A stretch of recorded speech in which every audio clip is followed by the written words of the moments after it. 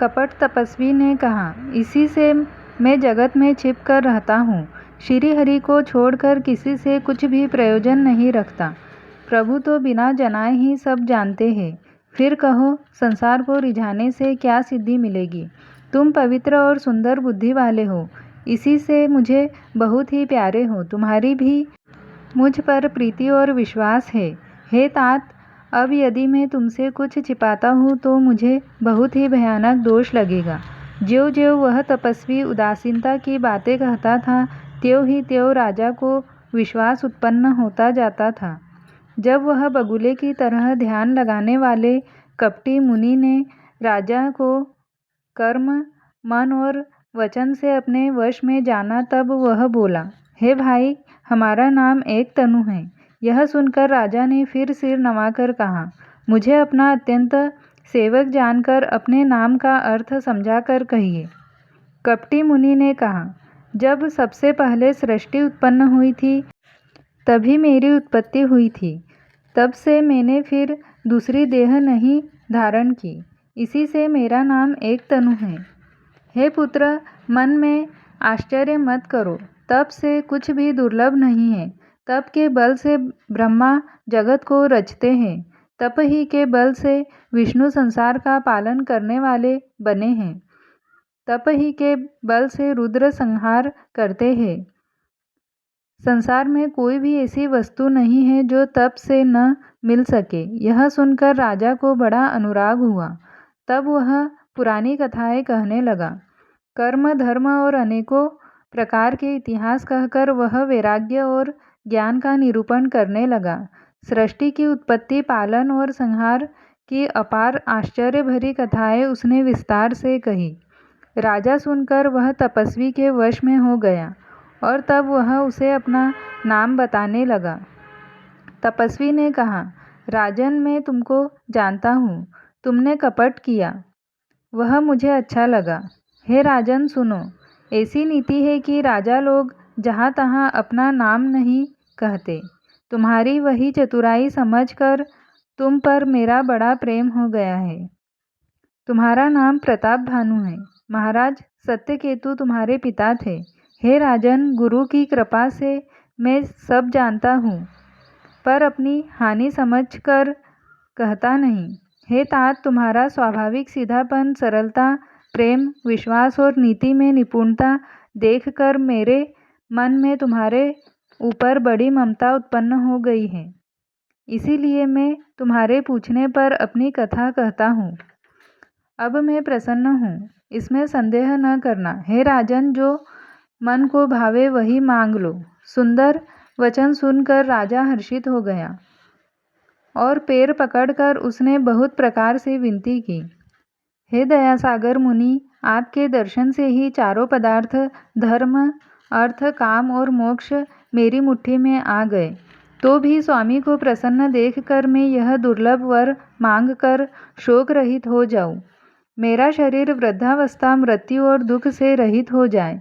मुझे युद्ध में कोई जीत न सके और पृथ्वी पर मेरा 100 कल्प तक एक छत्र अकंटक राज्य हो। तपस्वी ने कहा, हे राजन, ऐसा ही हो, पर एक बात कठिन है, उसे भी सुन लो। हे पृथ्वी के स्वामी, केवल ब्राह्मण कुल को छोड़ काल भी तुम्हारे चरणों पर सिर नवाएगा। तप के बल से ब्राह्मण सदा बलवान रहते हैं। उनके क्रोध से रक्षा करने वाला कोई नहीं है।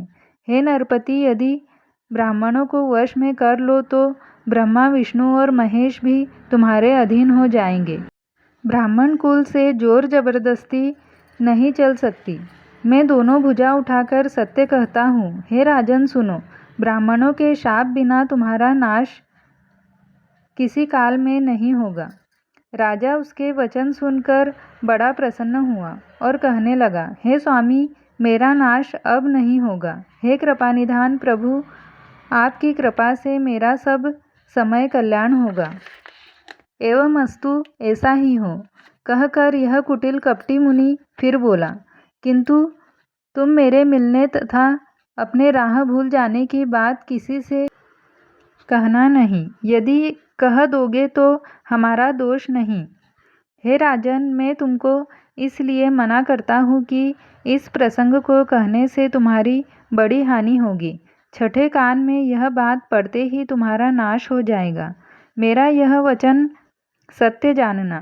हे प्रताप भानु सुनो, इस बात के प्रकट करने से अथवा ब्राह्मणों के शाप से तुम्हारा नाश होगा, और किसी उपाय से चाहे ब्रह्मा और शंकर भी मन में क्रोध करे, तुम्हारी मृत्यु नहीं होगी। राजा ने मुनि के चरण पकड़कर कहा, हे स्वामी, सत्य ही है। ब्राह्मण और गुरु के क्रोध से कहिए कौन रक्षा कर सकता है। यदि ब्रह्मा भी क्रोध करे तो गुरु बचा लेते हैं, पर गुरु से विरोध करने पर जगत में कोई भी बचाने वाला नहीं है। यदि मैं आपके कथन के अनुसार नहीं चलूँगा तो भले ही मेरा नाश हो जाए, मुझे इसकी चिंता नहीं। मेरा मन तो हे प्रभो एक ही डर से डर रहा है कि ब्राह्मणों का शाप बड़ा भयानक होता है। वे ब्राह्मण किस प्रकार से वश में हो सकते हैं, कृपा करके वह भी बताइए। हे दीन दयालु, आपको छोड़कर और किसी को मैं अपना हितु नहीं देखता।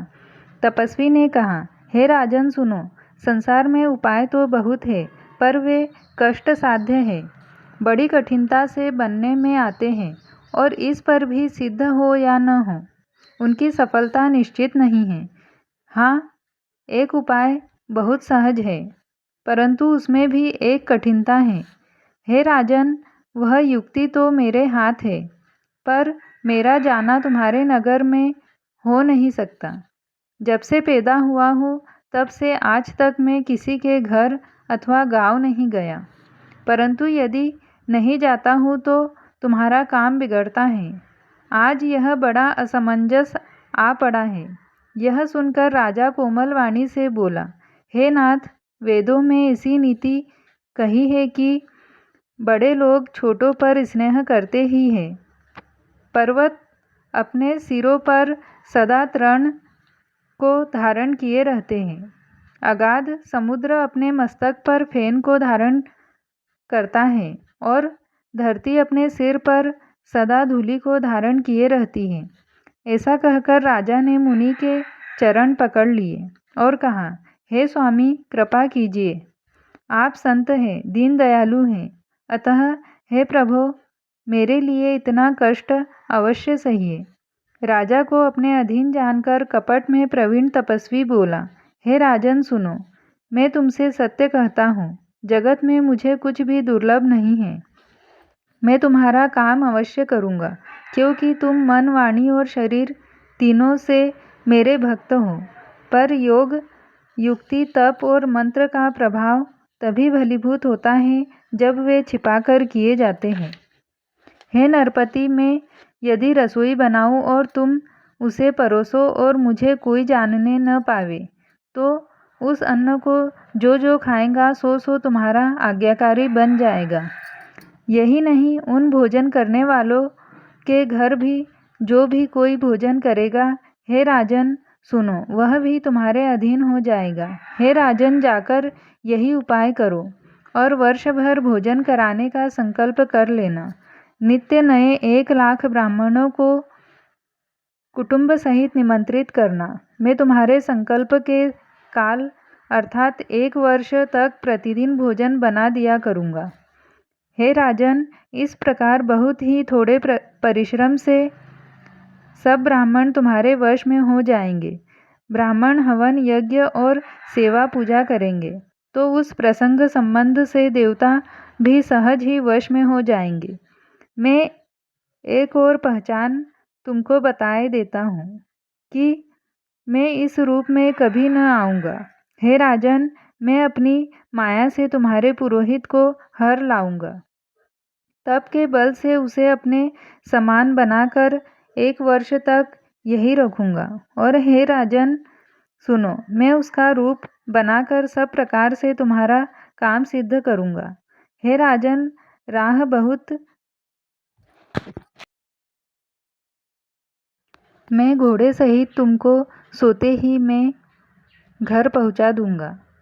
मैं वही पुरोहित का वेश धर कर आऊँगा जब एकांत में तुमको बुलाकर सब कथा सुनाऊँगा, तब तुम मुझे पहचान लेना।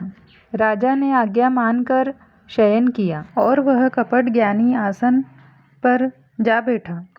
राजा थका था, उसे खूब गहरी नींद आ गई, पर वह कपटी कैसे सोता, उसे तो बहुत चिंता हो रही थी।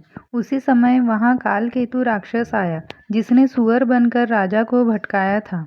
वह तपस्वी राजा का बड़ा मित्र था और खूब छल प्रपंच जानता था। उसके 100 पुत्र और 10 भाई थे, जो बड़े ही दुष्ट, किसी से न जीते जाने वाले और देवताओं को दुख देने वाले थे। ब्राह्मणों, संतों और देवताओं को दुखी देखकर राजा ने उन सबको पहले ही युद्ध में मार डाला था।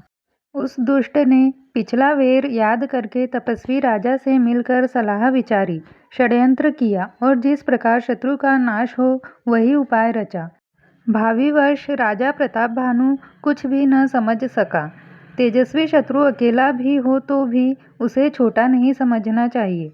जिसका सिर मात्र बचा था वह राहु आज तक सूर्य चंद्रमा को दुख देता है। तपस्वी राजा अपने मित्र को देख प्रसन्न हो उठकर मिला और सुखी हुआ। उसने मित्र को सब कथा कह सुनाई। रस आनंदित होकर बोला, हे राजन सुनो, जब तुमने मेरे कहने के अनुसार इतना काम कर लिया तो अब मैंने शत्रु को काबू में कर ही लिया समझो। तुम अब चिंता त्याग सोए रहो। विधाता ने बिना ही दवा के रोग दूर कर दिया। कुल सहित शत्रु को जड़ मूल से उखाड़ कर बहाकर आज से चौथे दिन में तुमसे चिंता त्याग इस प्रकार तपस्वी राजा को खूब दिलासा देकर वह महामायावी और कुल सहित क्रोधी राक्षस चला। मूल से उखाड़ उसने प्रताप भानु राजा को घोड़े सहित में तुम क्षण भर में घर पहुंचा दिया। इस प्रकार तपस्वी राजा को खूब दिलासा देकर घोड़े को अच्छी तरह से घुड़साल में बांध दिया। फिर वह राजा के पुरोहित को उठा ले गया और माया ने उसकी बुद्धि को भ्रम में डाल उसे उसने पहाड़ की खोह में ला रखा।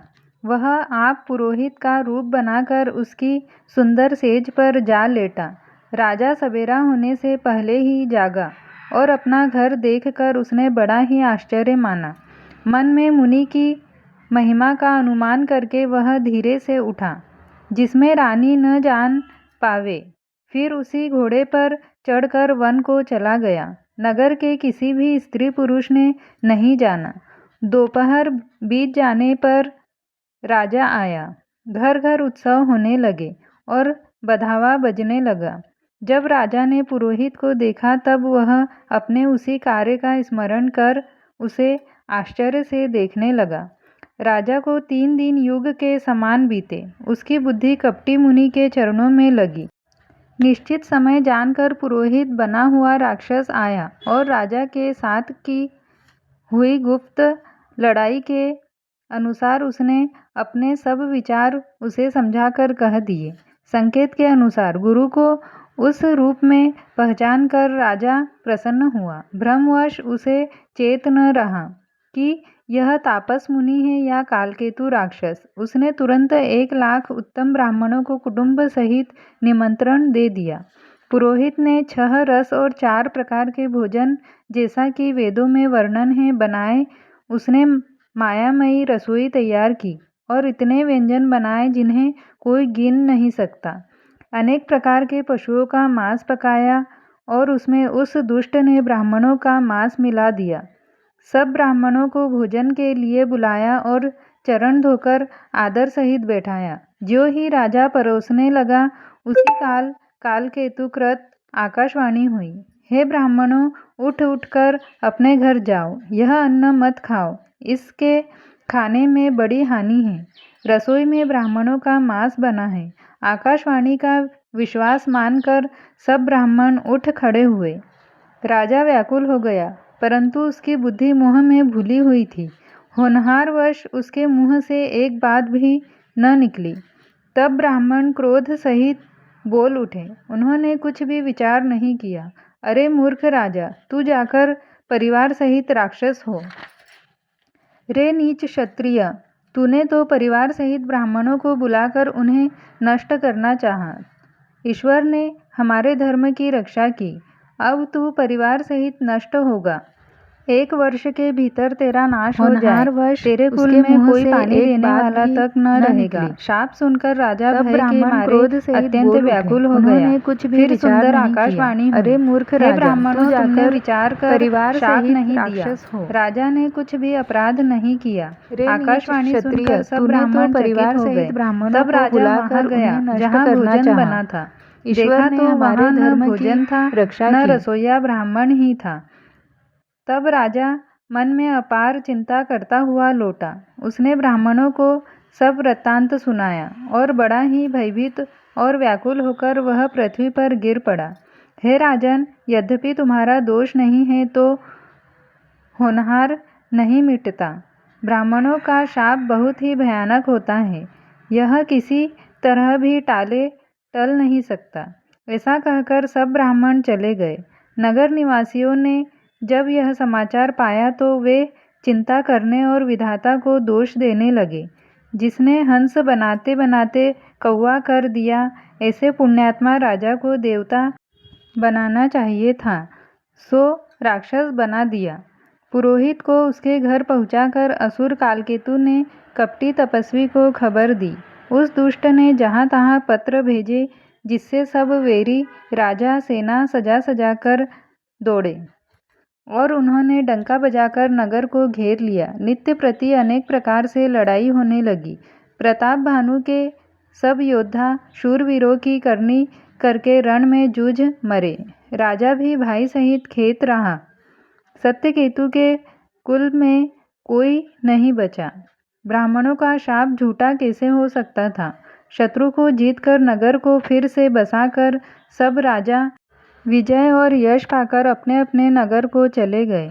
याज्ञवल्क्य जी कहते हैं, हे भरद्वाज सुनो, विधाता जब जिसके विपरीत होते हैं तब उसके लिए धूल सुमेरु पर्वत के समान भारी और कुचल डालने वाली, पिता यम के समान काल रूप और रस्सी सांप के समान काट खाने वाली हो जाती है। हे मुनि सुनो, समय पाकर वही राजा परिवार सहित रावण नामक राक्षस हुआ। उसके 10 सिर और 20 भुजाएं थी और वह बड़ा ही प्रचंड शूरवीर था। अरिमर्दन नामक जो राजा का छोटा भाई था, वह बल का धाम कुंभकर्ण हुआ। उसका जो मंत्री था, जिसका नाम धर्मरुचि था, वह रावण का सौतेला छोटा भाई हुआ। उसका विभीषण नाम था। जिसे सारा जगत जानता है, वह विष्णु भक्त और ज्ञान विज्ञान का भंडार था। और जो राजा के पुत्र और सेवक थे, वे सभी बड़े भयानक राक्षस हुए। वे सब अनेकों जाति के मनमाना रूप धारण करने वाले दुष्ट, कुटिल, भयंकर, विवेक रहित, निर्दयी, हिंसक, पापी और संसार भर को दुख देने वाले हुए। उनका वर्णन नहीं हो सकता। यद्यपि वे कुलत्स्य ऋषि के पवित्र, निर्मल और अनुपम कुल में उत्पन्न हुए, तथापि ब्राह्मणों के शाप के कारण वे सब पाप रूप हुए। तीनों भाइयों ने अनेकों प्रकार की बड़ी ही कठिन तपस्या की, जिसका वर्णन नहीं हो सकता। उनका उग्र तप देखकर ब्रह्मा जी उनके पास गए और बोले, हे तात, मैं प्रसन्न हूँ, वर मांगो। रावण ने विनय करके और चरण पकड़कर कहा, हे जगदीश्वर सुनिए, वानर और मनुष्य इन 2 जातियों को छोड़कर हम और किसी के मारे न मरे, यह वर दीजिए। शिवजी कहते हैं कि मैंने और ब्रह्मा ने मिलकर उसे वर दिया कि ऐसा ही हो। तुमने बड़ा तप किया है। फिर ब्रह्मा जी कुंभकर्ण के पास गए। उसे देखकर उनके मन में बड़ा आश्चर्य हुआ। जो यह दुष्ट नित्य आहार करेगा तो सारा संसार ही उजाड़ हो जाएगा। ऐसा विचार कर ब्रह्मा जी ने सरस्वती को प्रेरणा करके उसकी बुद्धि फेर दी, जिससे उसने 6 महीने की नींद मांगी। फिर ब्रह्मा जी विभीषण के पास गए और बोले, हे पुत्र, वर मांगो। उसने भगवान के चरण कमलों में निर्मल, निष्काम और अनन्य प्रेम मांगा। उनको वर देकर ब्रह्मा जी चले गए और वे तीनों भाई हर्षित होकर अपने घर लौट आए। मय दानव की मंदोदरी नाम की कन्या परम सुंदरी और स्त्रियों में शिरोमणि थी। मय ने उसे लाकर रावण को दिया उसने जान लिया कि यह राक्षसों का राजा होगा। अच्छी स्त्री पाकर रावण प्रसन्न हुआ और फिर उसने जाकर दोनों भाइयों का विवाह कर दिया। समुद्र के बीच में त्रिकुट नामक पर्वत पर ब्रह्मा का बनाया हुआ एक बड़ा भारी किला था। महान मायावी और निपुण कारीगर मय दानव ने उसको फिर से सजा दिया। उसमें मणियों से जड़े हुए सोने के अनगिनत महल थे। जैसी नागकुल के रहने की पाताल लोक में भोगावतीपुरी है और इंद्र के रहने की स्वर्गलोक में अमरावतीपुरी है, उनसे भी अधिक सुंदर और बांका वह दुर्ग था। जगत में उसका नाम लंका प्रसिद्ध हुआ। उसे चारों ओर से समुद्र की अत्यंत गहरी खाई घेरे हुए है। उस दुर्ग के मणियों से जड़ा हुआ सोने का मजबूत परकोटा है, जिसकी कारीगरी का वर्णन नहीं किया जा सकता।